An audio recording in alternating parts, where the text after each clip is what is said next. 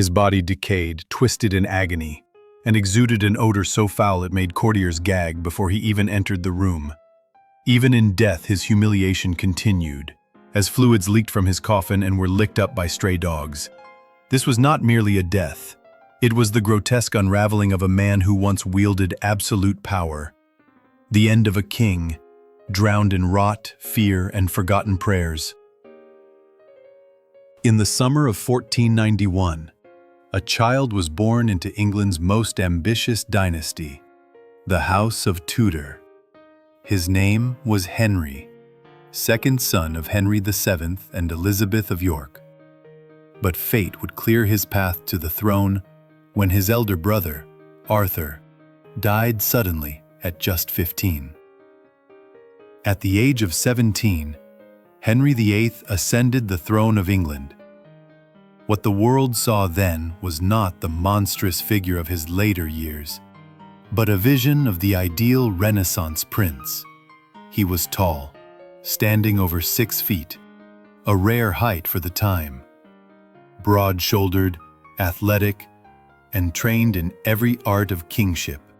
His hair shone red gold in the sunlight, and his face, youthful, vibrant, and striking, earned admiration from across Europe. A Venetian ambassador once wrote that Henry possessed an angelic countenance and was superior in beauty to any other Christian monarch. The court of young Henry sparkled with music, poetry, jousts, and scholarly debate. He could speak multiple languages, compose music, and debate theology with the sharpest minds of the day. He was not just a king, he was England's answer to the Renaissance. In those early years, his rule promised hope, strength, and grandeur. But beneath the splendor, subtle shadows were already forming. Henry's charm masked a will of iron and a dangerous obsession with legacy. From his earliest days, he longed not only for glory, but for control of his court, his country, and his bloodline. The pressure to produce a male heir began to shape his destiny, and in time would come to define it. No one, in those glorious days, could have imagined how far he would fall, that this Prince of Light would one day die disfigured, diseased, and despised. But the seeds of that transformation were already sown, even as he smiled from his golden throne. The fall of a king rarely comes all at once. For Henry VIII, it began with a single thunderous moment, a jousting accident in January 1536 that changed the course of his life and perhaps of England itself. At 44 years old, the king still clung to the vigor of his youth, eager to prove himself in the tournament arena. Mounted in full armor, he charged ahead, but fate, cruel and unceremonious, intervened. His horse reared, collapsed, and came crashing down onto him with the full weight of metal and muscle. Witnesses recalled the horror. The king lay motionless for hours, unconscious, silent. The court panicked. Would England lose its monarch in a sporting accident? He survived, barely, but not without consequence. The injury to his right leg seemed manageable at first, but the wound festered. It reopened again and again. What began as a bruise became a boil, then an ulcer, one that would never heal. It oozed, it bled, it stank. And so did the legend of Henry begin to rot from within. The smell was unbearable, a constant reminder of the body's rebellion. Courtiers were forced to endure it in silence, for to flinch or show disgust could mean exile, or worse. The once vigorous king now entered a room not with majesty, but with the scent of decay. More troubling, however, was the change in his mind. Some historians believe the accident caused brain trauma, a shift that intensified his paranoia, darkened his temper, and turned his court into a place of fear. It was in that same year, just months after the fall, that Henry ordered the execution of Anne Boleyn, his second wife, the mother of Elizabeth, on charges most believed were false. A shift had begun. The Golden Prince had cracked. And through that crack, corruption would pour for the rest of his life. After the fall, the rot spread, slowly, relentlessly. The king who once danced through court halls, who rode with fire and feasted with pride, now limped, grunted, and grimaced in pain. His world shrank from hunting grounds and banquet halls to bedchambers and bandages. The ulcer on his leg refused to heal. It wept, constantly. A mixture of pus, blood, and infection. No doctor in England could stop it. Instead, they made it worse. Cauterization with hot iron. Mixtures laced with mercury and arsenic. Bloodletting to balance the humors. Each treatment, a medieval act of desperation, brought more agony and no relief. Over time, the wound deepened. Flesh rotted away until bone showed through. The stench, unholy, unmistakable, preceded him by rooms. People whispered of it behind perfumed handkerchiefs, but no one dared name it aloud. And as his body deteriorated, so too did his mobility. No longer able to ride, hunt, or even walk long distances, Henry grew sedentary. He ate more. He drank more. His appetite, once celebrated, became monstrous. Kitchen records show he consumed more than 5,000 calories a day, mostly red meat, pies, and flagons of wine and ale. Vegetables were nearly absent from his plate. His once athletic frame swelled into grotesque proportions. His waist expanded to over 130 centimeters. His weight surpassed 180 kilograms. He became so heavy that custom-made pulley systems were required to move him between rooms. Even palace doorways had to be widened to allow his passage. But the most tragic transformation was not physical. It was the loneliness. As his body betrayed him, so did his relationships. Whispers of mockery, fearful glances, silent disgust. The king who once turned heads with beauty, now turned stomachs with decay. And yet, he remained king. Feared, obeyed, and pitied. As Henry's body decayed, his mind followed. The pain ever present eroded not just his flesh, but his reason. He became irritable, unpredictable, and dangerous. Gone was the charming prince who once played music and quoted scripture. In his place stood a man consumed by rage, fear, and suspicion. Courtiers began to speak less. They chose their words with surgical care. A stray glance or a poorly timed pause could lead to ruin. Henry, once a brilliant statesman, now saw betrayal in every corner of his court. Some scholars believe the fall in 1536 caused not only a leg wound, but a traumatic brain injury. The signs were there: sudden outbursts of fury, fits of depression, and a growing obsession with control. He turned against trusted advisors. Friends disappeared overnight. Heads rolled, often without clear reason. But nowhere was his madness more visible than in his marriages. In 1540, he wed Catherine Howard, a girl of just 19. He, at 49, was morbidly obese, ulcer-ridden, and barely able to walk. He called it a return to youth, but it was, in truth, a grotesque charade. Catherine, overwhelmed by her husband's condition and his stench, sought comfort in the arms of a younger man. When the affair was discovered, Henry's fury was absolute. Both were executed. Catherine beheaded like Anne Boleyn before her. By now, fear governed the court. Servants walked on eggshells. Physicians lied. To speak of the king's illness, even to hint at death, was treason. Henry's court, once the center of Renaissance culture in England, had become a theater of dread, a place where perfume masked rot and silence was the only survival. The man who had once redefined monarchy now ruled by fear alone, a tyrant imprisoned not by his enemies, but by the unbearable weight of his own body and the darkness of his own mind. By the early 1540s, Henry VIII was no longer living, he was enduring. Every day was a battle against his own body. Every night, a descent into paranoia and regret.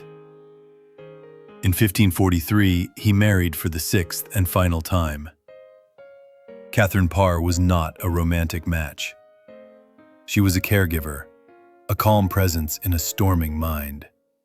She nursed the king, read to him, listened to his rantings, and somehow remained intact, while 5 women before her had either died or been destroyed.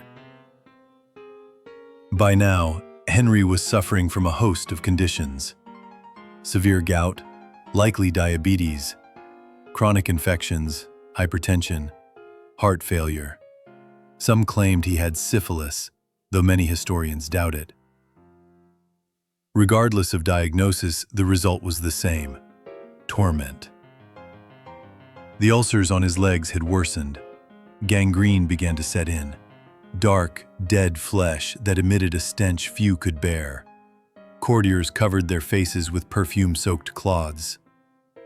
The king's arrival in any room was signaled not by trumpets, but by a wave of nausea. More chilling than the rot, however, were the whispers.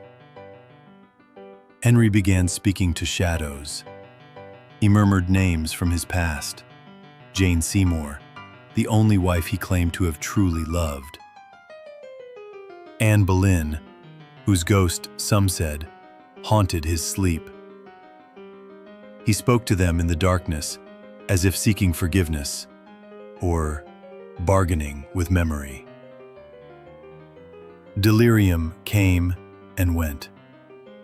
So did moments of silence, when he would stare blankly into the fire for hours, saying nothing. The once commanding voice of England now reduced to mutters and groans. And yet, no one at court dared suggest he was dying. To say so was treason.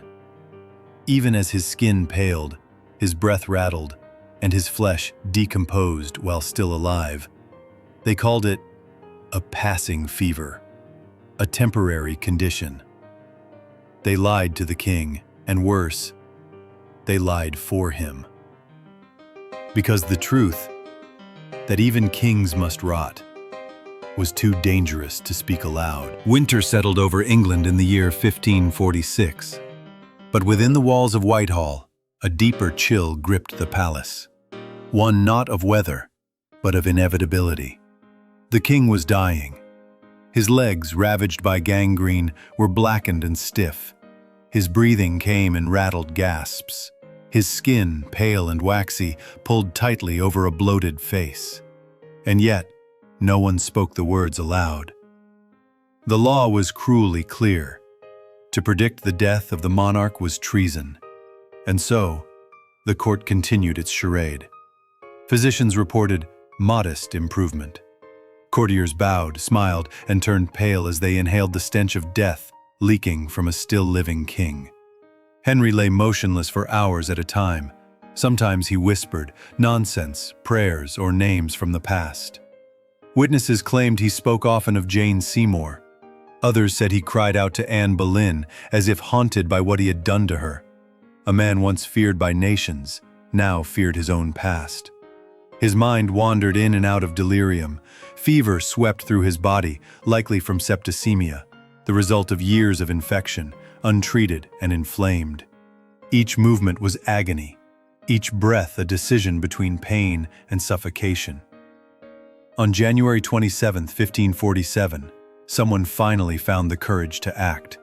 They summoned Archbishop Thomas Cranmer to the king's bedside. Henry could no longer speak. When asked if he died a Christian, he squeezed Cranmer's hand. That was his last conscious act. In the early hours of January 28th, Henry VIII, once the most powerful man in England, took his final breath. There were no trumpet calls, no poetic final words, only silence and the stench of a body already turning against itself. But even in death, the story of Henry was not yet done. His corpse would soon make headlines of its own, in ways no king could ever wish for. Death, it seemed, offered no dignity to Henry VIII. The body of the once mighty king, swollen and decomposing, was now a burden to his court, a grotesque problem no ceremony could mask. Due to his enormous size, a special coffin had to be constructed. Even in death, he did not fit the mold. His embalming was rushed and rudimentary. The royal embalmers removed his organs, filled the cavity with herbs, and sealed the casket, but not well enough. As the days passed, the corpse bloated. Gases built inside the coffin. Fluids began to seep through the wood, dark and foul. On its way to Windsor, the coffin rested at Sion Abbey for the night, and there, something happened that would haunt royal history. According to chroniclers, during the night, cadaveric fluids leaked onto the chapel floor, a slow, sickening trickle of decomposition. And as if summoned by fate itself, stray dogs entered the abbey. They licked the fluid. The image is unbearable. A king who once commanded armies, defied the Pope, and reshaped an empire, reduced to a leaking box, violated by street animals. Some whispered it was divine justice. Others dared not speak of it at all. But the story endured, passed from servant to scribe, from court to legend. When the funeral was finally held on February 16th, nearly 3 weeks after his death, the stench from the coffin was overwhelming. Still, tradition demanded full royal pomp, processions, hymns, heraldry. All around, incense burned, not for sanctity, but to cover the smell. He was buried at St. George's Chapel beside Jane Seymour, the only wife he called beloved, the only one who gave him the son he so desperately sought. But that son, Edward VI, would die just 6 years later, and the dynasty Henry bled his soul for would crumble into uncertainty. Thus ended the funeral of Henry VIII, a ritual soaked not in reverence, but in rot. Henry VIII died as few kings do, bloated, infected, and feared. Not for his greatness, but for his wrath. Not for his legacy, but for the unbearable stench that lingered in both palace and memory. And yet, he had shaped history. By breaking with the Pope and founding the Church of England, Henry redefined the spiritual backbone of his nation. But it was not theology that moved him. It was desire. The desire for a son. The desire for control. And so he tore apart his kingdom to make it bend to his will. He married 6 times. He sent 2 wives to the scaffold. He executed friends, advisors, even blood relatives, all to protect a throne that would ultimately pass to his daughters. Edward VI, the long-awaited son, reigned for just 6 years before dying at 15. Then came Mary I, daughter of Catherine of Aragon, who tried to undo her father's Protestant reforms. And finally, Elizabeth I, daughter of the beheaded Anne Boleyn, whose reign would usher in a golden age Henry himself could never have imagined. It is one of history's bitterest ironies. The legacy Henry sought through male blood came instead through the women he cast aside. So, let this tale be more than horror. Let it be memory. Let it be reminder that even the greatest of kings, cloaked in silks and crowns, cannot escape the fate of all flesh. That power, unchecked, devours its master in the end.